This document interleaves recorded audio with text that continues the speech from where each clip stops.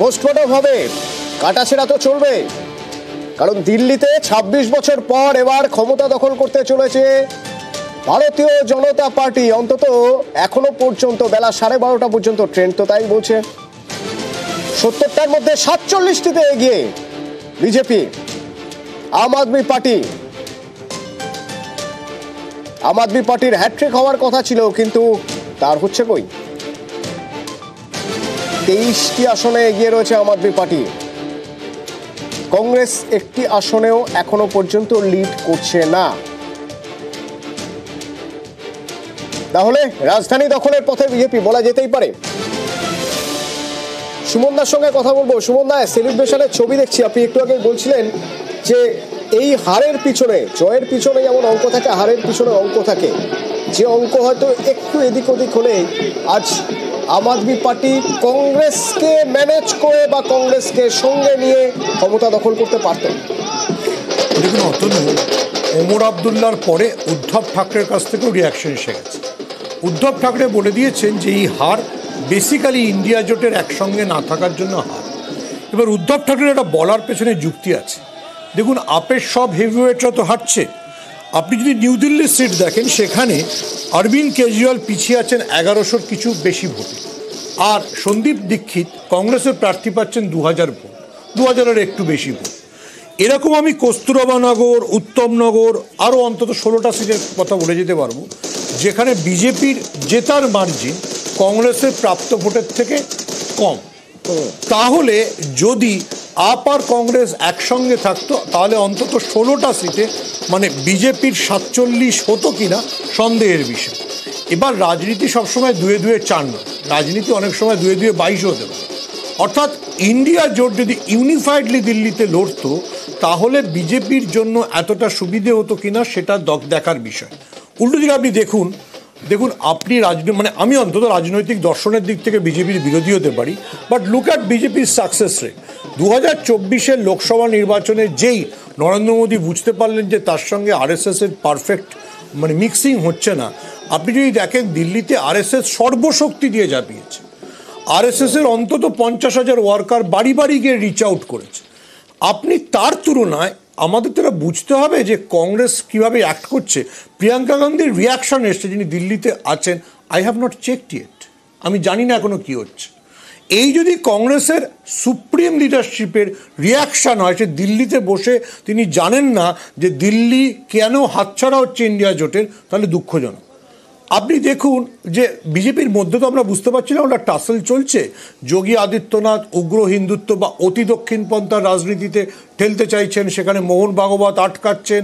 মোহন ভাগবতের সঙ্গে নরেন্দ্র মোদীর একটা নতুন করে র্যালি হচ্ছে। মোহন ভাগবত মসজিদের নিচে মন্দির খুঁজতে যাওয়ার দরকার নেই বলার পরই আজমির শরীফে নরেন্দ্র মোদী চাদর পাঠাচ্ছেন। So Modi is softening his stand. সেটা দিল্লিকে যতটা অ্যাপিল করলো, আপনি দেখুন যে আমার এই রিয়াকশনটা থেকে সো শকিং যে প্রিয়াঙ্কা গান্ধী বলছেন আমি এখনো জানি না। যদি কংগ্রেসের দ্বিতীয় সবচেয়ে গুরুত্বপূর্ণ নেতা বলেন যে আমি জানি না, তাহলে আপনি কি বলবেন? কতটা কংগ্রেস পলিটিক্যালি সিরিয়াস নয় আপনারা ভাবুন।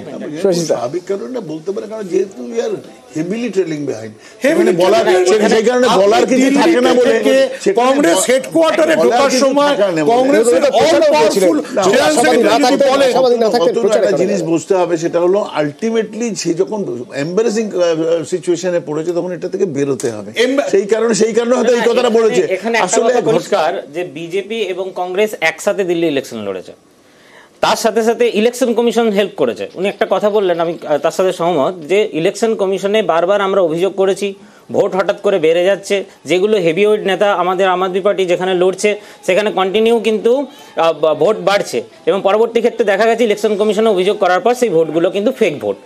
তাহলে কোথাও গিয়ে আবার দিল্লি পুলিশও বিজেপিকে সাহায্য করছে। তাহলে কোথাও গিয়ে কি বিজেপিকে সাহায্য করার জন্য বিজেপি কংগ্রেস একসাথে লড়া, ইলেকশন কমিশনে সাহায্য করা এবং দিল্লি পুলিশের সাহায্য করা। আমি একটা কথা বলবো, এর থেকেও বড় ব্যাপার 2020-তে এক মিনিট দিল্লি সুইপ করেছিল, তখন কি অন্য কোনো ইলেকশন কমিশন ছিল না? তখন দিল্লি পুলিশ অন্য কারো নির্দেশে কাজ করত।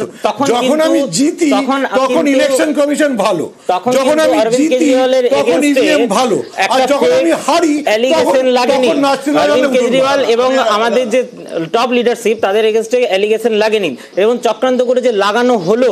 জানি যে তাদেরকে এই অন্যায়ের বিরুদ্ধে লড়াই করে উঠে আসা দল, দুর্নীতির বিরুদ্ধে লড়াই করে উঠে আসা দলকে যদি অ্যাটাক করতে হয় তাহলে এইভাবেই অ্যাটাক করতে হবে এবং একের পর এক চাল আপনি দেখে যান। বিজেপিকে জেতানোর জন্য চেষ্টা করা হয়।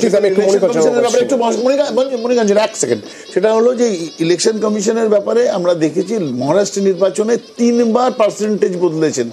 তিনি বলেছেন এত পার্সেন্ট ভোট পড়েছে, শেষে আবার বদলেছেন, এখন শেষে গিয়ে একদম লাস্ট যখন বলেন তখন 12:30টার সময় রাত, তখন আরেকটা অঙ্ক দিয়েছেন। সুতরাং এই যে ঝপঝপ করে পার্সেন্টেজ অফ ভোট বেড়ে যাওয়া, যাতে দীর্ঘদিন ধরে কংগ্রেস করছে এবং ওনার লড়াইকে আমি স্বাগতম জানাচ্ছি। আর ওনার এই লড়াইয়ের জন্য ব্রেকিং নিউজ যে কংগ্রেস এইবার দিল্লিতে হিউজ ভোট পার্সেন্টেজ বাড়িয়েছে। গতবারে 4.47 ছিল, এইবারে 6.67 হয়েছে, মানে 2% বেড়েছে। বিজেপির লাভ হয়েছে। হ্যাঁ, বিজেপির লাভ হয়েছে। আমি কাল লাভ হয়েছে বলছি না, আমি সুভাষিস দাকে ওয়েলকাম করছি। আর লড়ে যাও, যেমন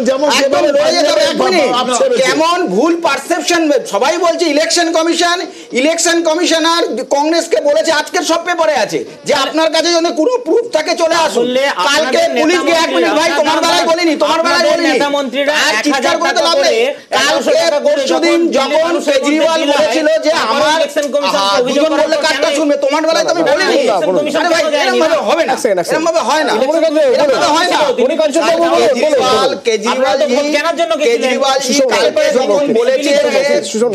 ঘোড়া কেনা বেচা হচ্ছে, আজকে পুলিশ তার বাড়িতে গতকাল গিয়েছিল, 4 ঘন্টা বাইরে দাঁড়িয়ে আছে, তাকে ফিরে চলে এসেছে, কথাই বলতে দেয়নি,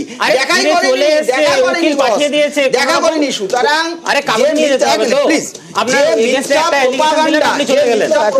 চলছে এই জিত মিথ্যা প্রোপাগান্ডা। বিজেপি কেন জিতবে বলছিলেন সুমন দা, সুভাষিস দা বলছেন বিজেপি কেন জিতবে? ভোটটা ফ্যাক্টর নয়, ভোট হয়ে গেছে, রেজাল্ট আজকে, কালকে সুদের হার কমানো হয়েছে, ভোটের জন্য নয়। যেটা যখন জরুরি তখন সেটা দেশের স্বার্থে করা হবে, আর এই কারণেই জিতছে। এই টি শার্ট মাফলারের লড়াইয়ে মানুষ বিরক্ত হয়ে গিয়েছে, এই কারণে আরো রেজাল্ট যারা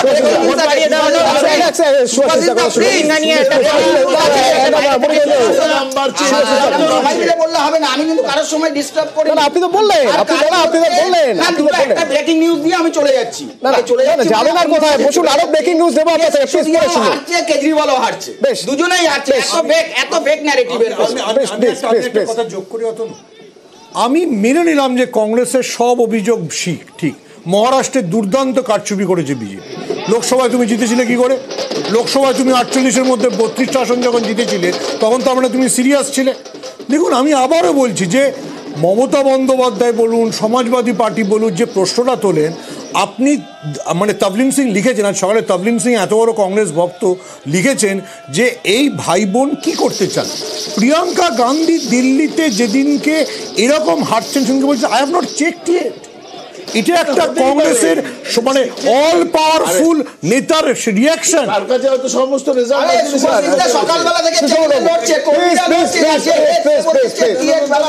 আমি সুষমা কথা শুনো, বলুন। দেখুন, আমি আগেই বললাম বিজেপি আর কংগ্রেস অরবিন্দ কেজরিওয়ালকে হারানোর জন্য এটা চেষ্টা করেছে। আমাদের এগেনস্টে একটা ন্যারেটিভ সৃষ্টি করা হয়েছে। তারপরে যখনই জেল থেকে ছাড়া পেয়েছে তারপর তাদেরকে হারানোর জন্য ভোট কেনা বেচার একটা ব্যাপার এসছে। কোথাও কম্বল বিতরণ করেছে, কোথাও টাকা ওপেন ফোরামে টাকা বিতরণ করেছে। বিজেপির বড় বড় নেতারা করেছে না, বিজেপি না করেছে। আমাদের কাছে ভিডিও ফুটেজ রয়েছে না। আরে দাঁড়ান, আমাকে বলতে দিন, আমাদের কাছে ভিডিও ফুটেজ রয়েছে, ইলেকশন কমিশনে জমা দেওয়া হয়েছে, তারপরেও কেন কোনো ব্যবস্থা নেই?